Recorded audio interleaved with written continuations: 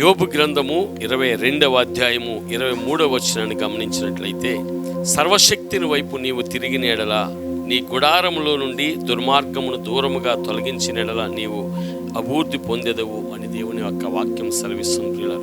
అవును, మనము అభివృద్ధి చెందాలంటే, మనము విస్తరించాలంటే, మన హృదయము ఫలించాలంటే, మంచి నేలగా సిద్ధపరచబడాలి అంటే మనం దేవుని వైపు తిప్పబడాలి. మన హృదయంలో వాక్యములకు విరోధమైనది ఏదైతే ఉందో, లోక సంబంధమైనది ఏదైతే ఉందో, వాక్యము నివసించకుండా అడ్డుపడే పాపం ఏది ఉందో, ఆ దుర్మార్గమును సమస్తాన్ని కూడా తొలగించుకుంటే మనము అభివృద్ధి పొందుతాము. అప్పుడు దేవుని ద్వారా కలిగే దీవెనలు పొందుకుంటాం అనే సత్యాన్ని గమనించాలి. అందుకనే ఇక దుర్మార్గాన్ని హృదయంలోంచి తొలగించుకోమని దేవుని యొక్క వాక్యం సెలవిస్తుంది. ప్రియులారా, అనేక రకమైనటువంటి పాప సంబంధమైనవి మనలో నివసిస్తూ ఉంటాయి.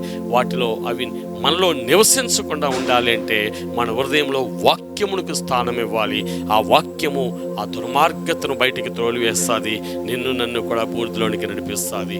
అటువంటి కృప ప్రభు అనుగ్రహించును గాక. ఆమేన్.